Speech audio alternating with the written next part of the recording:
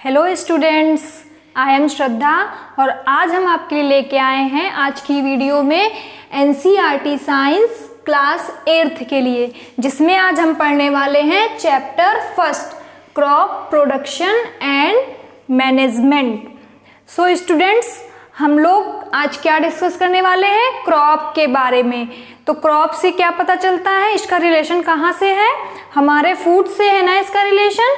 Crop मतलब फसल उगाते हैं, उसी से तो हमें सारे ग्रेन्स मिलते हैं, पल्सेस मिलती हैं, सारी वेजिटेबल्स मिलती हैं, फ्रूट्स मिलते हैं, तो ये सब हमें क्रॉप से ही मिलता है ना। तो ये क्रॉप हम लोग क्यों उगाते हैं, इसका मैनेजमेंट क्या है, क्या क्या इसमें हेल्प, किन किन टूल्स की हमें ज़रूरत पड़ती है, क्या पूरा प्रोसेस होता है, इस चैप्टर में हम लोग यही पढ़ने वाले हैं। तो सबसे पहले स्टूडेंट्स, हम लोग फूड खाते हैं ना, तो फूड कहाँ से आता है, इसका रॉ मटेरियल कहाँ से आता है, ये आपने पिछली कक्षाओं में पढ़ा होगा, क्लास 6 में, क्लास 7 में। और हम लोग फूड खाते हैं तो उसकी जो एनर्जी मिलती है उसका यूटिलाइजेशन हम लोग अपने वर्क में करते हैं। और वर्क, क्योंकि फूड के बिना तो हम ह्यूमन बींग्स जीवित ही नहीं रह सकते हैं, तो फूड तो हमारे लिए नेसेसरी है।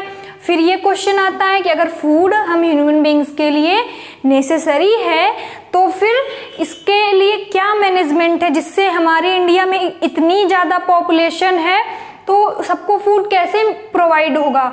कुछ प्रोसेस होना चाहिए, उसके लिए कुछ मैनेजमेंट होना चाहिए, कैसे काम होता है। तो इस चैप्टर में हम लोग वही पढ़ेंगे। ठीक है स्टूडेंट्स, तो चलो हम लोग डिस्कस कर लेते हैं कि क्या होता है क्रॉप। पहला है एग्रीकल्चरल प्रैक्टिसेस, मतलब हम लोग इसमें पढ़ने वाले हैं कि हम लोग जब एग्रीकल्चर मतलब खेती करते हैं तो उसमें क्या क्या मेथड होते हैं, क्या क्या प्रोसेस होते हैं, कौन से टूल लगते हैं, क्या क्या तैयारियां करनी पड़ती हैं हमें।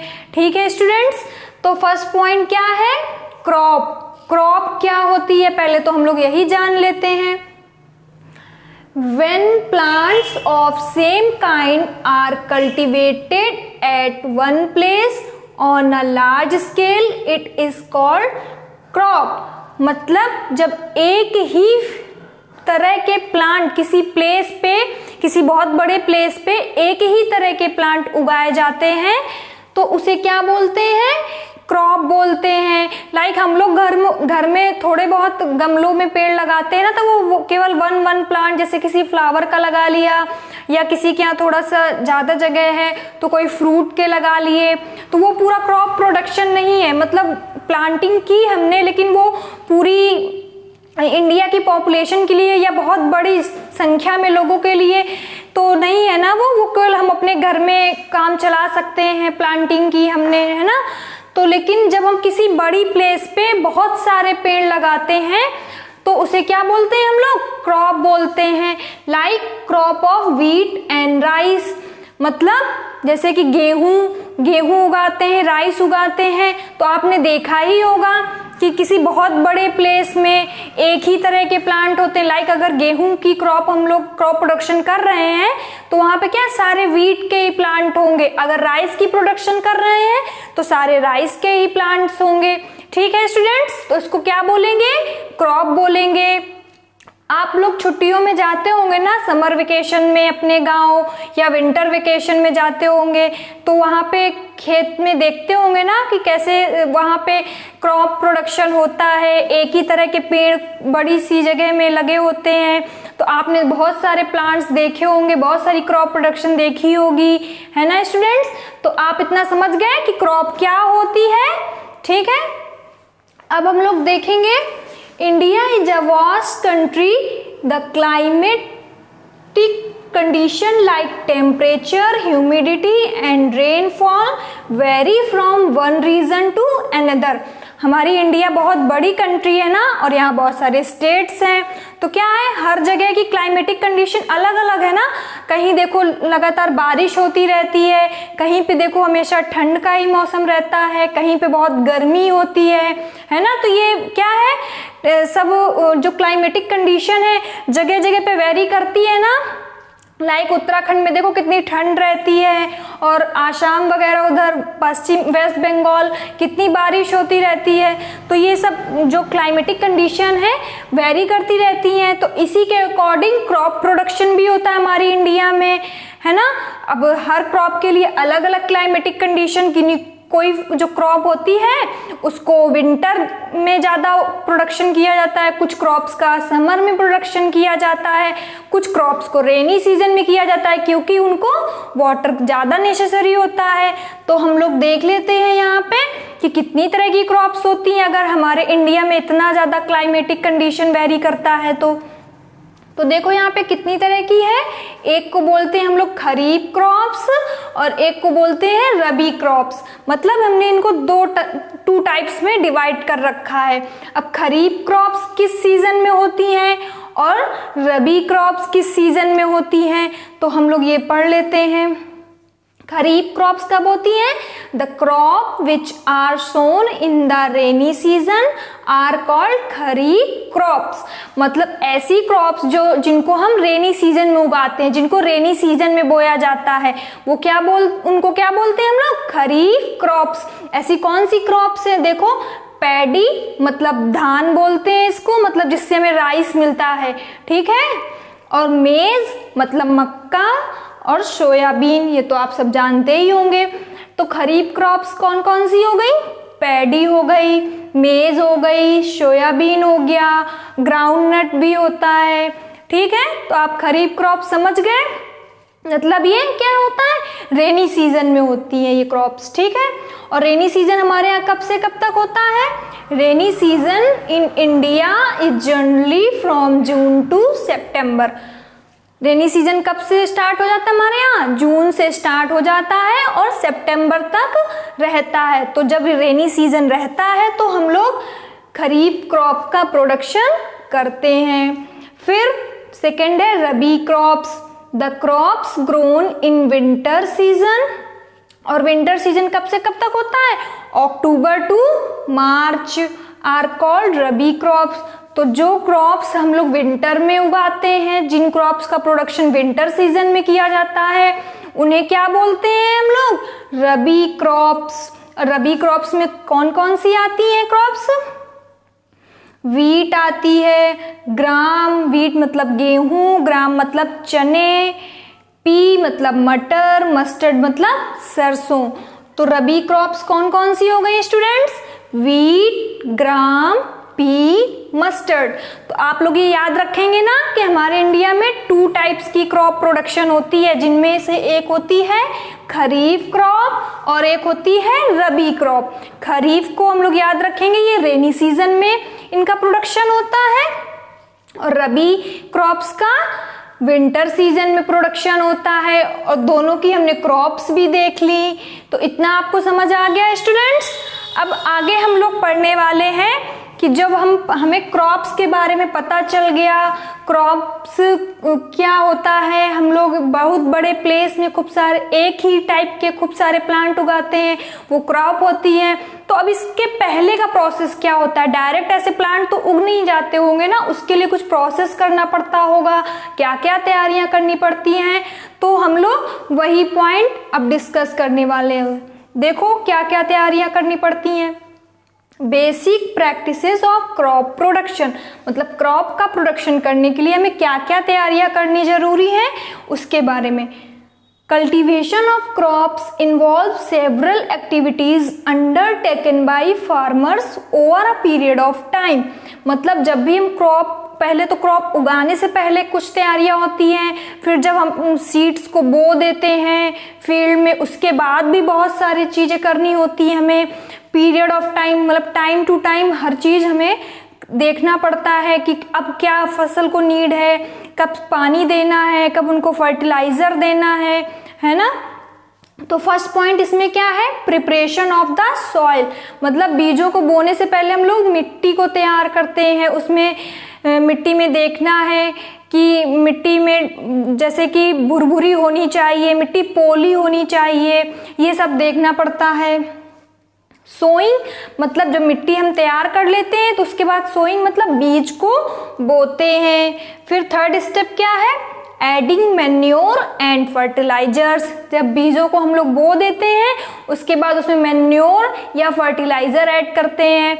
मैन्योर और फर्टिलाइजर तो आपने क्लास 7 में पढ़ा होगा ना कि मैन्योर क्या होता है, नेचुरल फर्टिलाइजर मतलब नेचुरल खाद होती है ना, इसको तो हम लोग अपने खेतों में या घरों में बना सकते हैं ग्रीन लीफ से, वेजिटेबल से, और भी चीज़ें जो बेकार होती हैं ना उसको एक गड्ढे में डाल देते हैं, फिर कुछ दिनों बाद वो क्या है मैन्योर में चेंज हो जाता है। फर्टिलाइजर तो केमिकल्स होते हैं जो इंडस्ट्रीज में बनते हैं।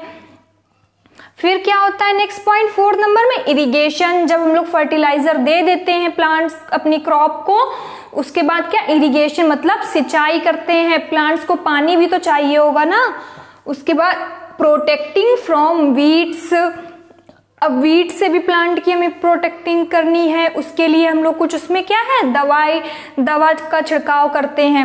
वीड्स का मतलब होता है खरपतवार, मतलब जो बेकार के प्लांट्स घास फूस उगाती है ना खेतों में, उससे भी प्रोटेक्शन करनी पड़ती है। फिर हार्वेस्टिंग, फिर हम जब हमारी फसल तैयार हो जाती है, हमारी क्रॉप तैयार हो जाती है, पक जाती है, तो फिर हम उसको क्या करते हैं, हार्वेस्ट करते हैं मतलब काटते हैं, और उसके बाद फिर हम लोग अपनी क्रॉप को स्टोर कर लेते हैं, फिर जिसका यूज़ हम सभी लोग अपने फूड की तरह करते हैं। तो ये सारे पॉइंट आपको समझ में आ गए कि क्या क्या तैयारियां करनी पड़ती हैं फार्मर को किसी क्रॉप का प्रोडक्शन करने से पहले। प्रिपरेशन ऑफ सॉइल, फिर sowing, adding manure and fertiliser, irrigation, protecting from weeds, harvesting, फिर स्टोरेज। तो यहाँ तक आपको समझ आ गया स्टूडेंट्स कि क्या क्या पूरा प्रोसेस होता है किसी क्रॉप प्रोडक्शन को करने के लिए। तो इसके आगे अब हम लोग इनको डिटेल में पढ़ेंगे कि सॉइल कैसे प्रिपेयर की जाती है, सोइंग कैसे होता है, मैन्योर को कैसे ऐड करते हैं। तो फर्स्ट पॉइंट है यहाँ पे प्रिपरेशन ऑफ सॉइल।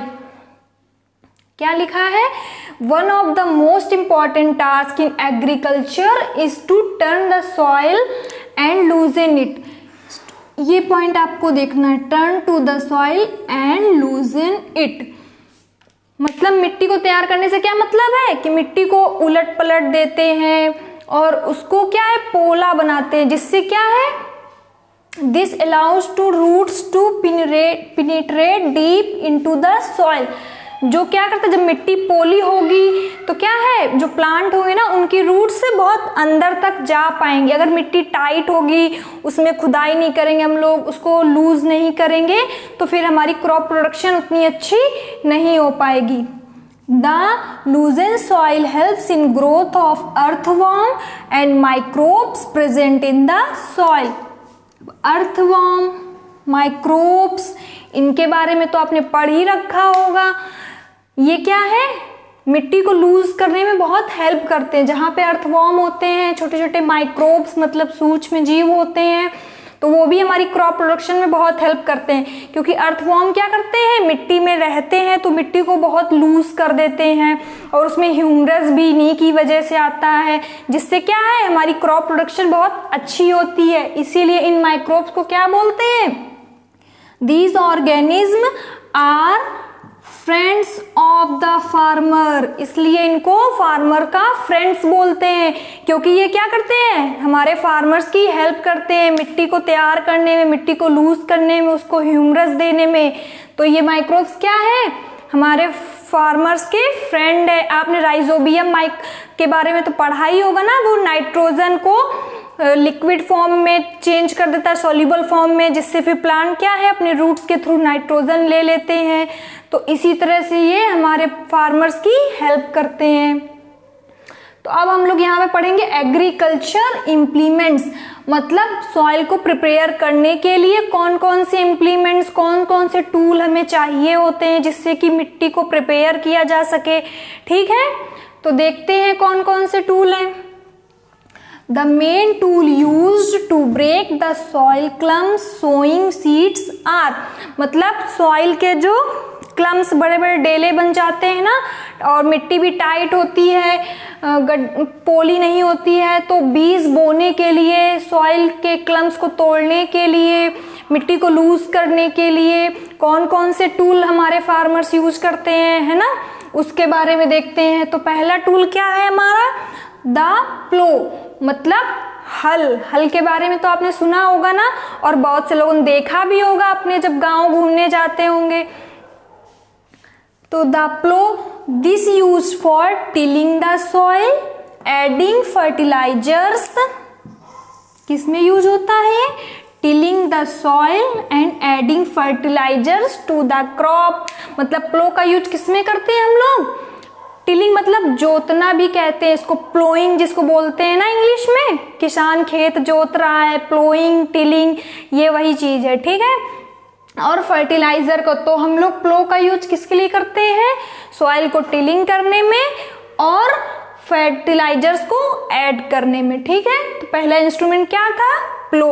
सेकंड क्या है, हो क्या करता है, it is used for removing weeds and for losing the soil. ये क्या करता है, अभी मैंने आपको यहाँ बताया था ना कि प्रोटेक्टिंग फ्रॉम वीड्स, तो ये इंस्ट्रूमेंट उसी में हेल्प होता है। जो बेकार के पेड़ पौधे, खरपतवार, घास, छोटे छोटे से प्लांट जो हमारे बिल्कुल यूज के नहीं होते, ये सब खेत से उसको हटाने के लिए इस इंस्ट्रूमेंट का यूज किया जाता है, ठीक है स्टूडेंट्स। तो हो का आप यूज समझ गए आप कि सॉइल को लूज करने में, और जो बेकार के प्लांट्स, घास, खरपतवार है ना, अनयूज प्लांट होते हैं जो हमारे लिए, उसको हटाने में क्या करता है, हो हम फार्मर्स की हेल्प करता है। फिर नेक्स्ट क्या है, कल्टीवेटर है। Now days ploughing is done by tractor driving cultivator. मतलब पहले क्या होता था, कल्टीवेटर जो है बैलों के थ्रू या घोड़े, अधिकतर बैल का ही यूज करते थे, उससे होता था। लेकिन अब क्या है, अब तो टेक्नोलॉजी आ गई है, इतने सारे इंस्ट्रूमेंट आ रहे हैं, कितना इन्वेंशन हो रहा है, सब डेवलप हो रहा है ना, तो इसीलिए अब कल्टीवेटर किस में होता है, ट्रैक्टर में लगा के फिर उसको ड्राइव करते हैं, तो ट्रैक्टर चलता रहता है और हमारी मिट्टी क्या है, लूज होती जाती है, पलटती जाती है। इससे क्या होता है, the use of cultivator saves labour and time.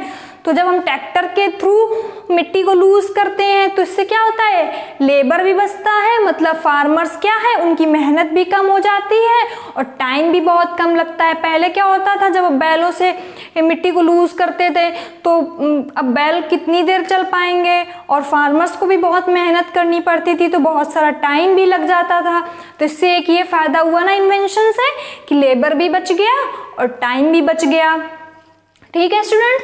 तो कल्टीवेटर आपको समझ आया, इसका यूज क्या करते हैं, ploughing is done by tractor, तो मिट्टी को जोतने के लिए कल्टीवेटर का यूज करते हैं। तो आपने समझा कि सॉइल प्रिपेयर करने में कौन कौन से इंस्ट्रूमेंट लगते हैं, प्लो लगता है, हो और कल्टीवेटर लगता है। तो फर्स्ट पॉइंट आप समझ गए कि हमारी मिट्टी कैसे तैयार होती है, क्या क्या करना पड़ता है, ठीक है। अब नेक्स्ट पॉइंट देखते हैं, जब हमारी सॉइल प्रिपेयर हो जाती है तो उसके बाद क्या किया जाता है, उसके बाद किया जाता है सोइंग, मतलब बीज को बोते हैं। Sowing is an important part of crop production. ये तो बहुत इंपॉर्टेंट पार्ट है, अगर हम लोग सीड को बोएंगे ही नहीं तो फिर क्रॉप प्रोडक्शन कैसे होगा और हम लोग खाएंगे क्या, तो ये तो बहुत इंपॉर्टेंट पार्ट है। Before sowing good quality clean and healthy seeds of a good variety, मतलब हमें इस चीज का बहुत ध्यान रखना है कि जो सीड्स हैं वो गुड क्वालिटी के हों, क्लीन हो और हेल्दी हो, ठीक है। जिससे जब हम हेल्दी सीड्स बोएंगे, क्लीन अच्छी वैरायटी की, तभी तो हमारी क्रॉप प्रोडक्शन क्या है, जो जिसकी भी फसल हम लोग उगाने जा रहे हैं ज़्यादा से ज़्यादा होगी। अगर हम लोग खराब सीड्स डाल देंगे तो क्या हमारी फसल उतनी अच्छी हो पाएगी, और फिर सभी के लिए फूड मतलब प्रोडक्शन भी उतना ज़्यादा नहीं हो पाएगा, ठीक। तो हम लोग बीज की क्वालिटी भी चेक करते हैं, ये बहुत नेसेसरी है। और बोने के लिए इंस्ट्रूमेंट, सोइंग के लिए कौन सा इंस्ट्रूमेंट यूज करते हैं, तो क्या यूज करते हैं, सीड ड्रिल। नाम देख लीजिए आप इसको, सीड ड्रिल बोलते हैं, जो सोइंग में हेल्प करता है। Nowadays the seed drill is used for sowing with the help of tractor.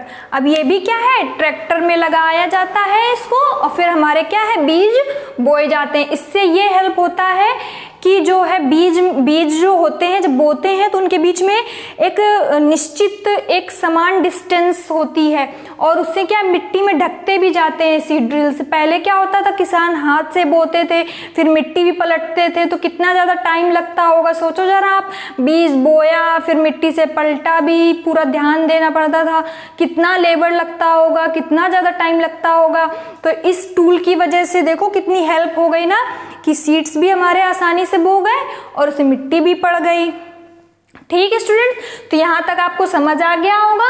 आज हम लोगों ने 2 प्रोसेस सीखे, एक प्रिपरेशन ऑफ सॉइल और एक सोइंग, कि फार्मर्स क्या क्या करते हैं क्रॉप प्रोडक्शन के लिए, जिससे कि हमें फूड मिल सके। ठीक है स्टूडेंट्स, तो आज की क्लास क्या है, यहीं पे फिनिश होती है। आप हमारे नेक्स्ट पार्ट के वीडियो के लिए नर्चर पॉइंट चैनल को सब्सक्राइब जरूर करिएगा, लाइक करिएगा और शेयर भी करिएगा, और कमेंट्स करना बिल्कुल मत भूलिएगा। कमेंट्स ज़्यादा से ज़्यादा करने हैं।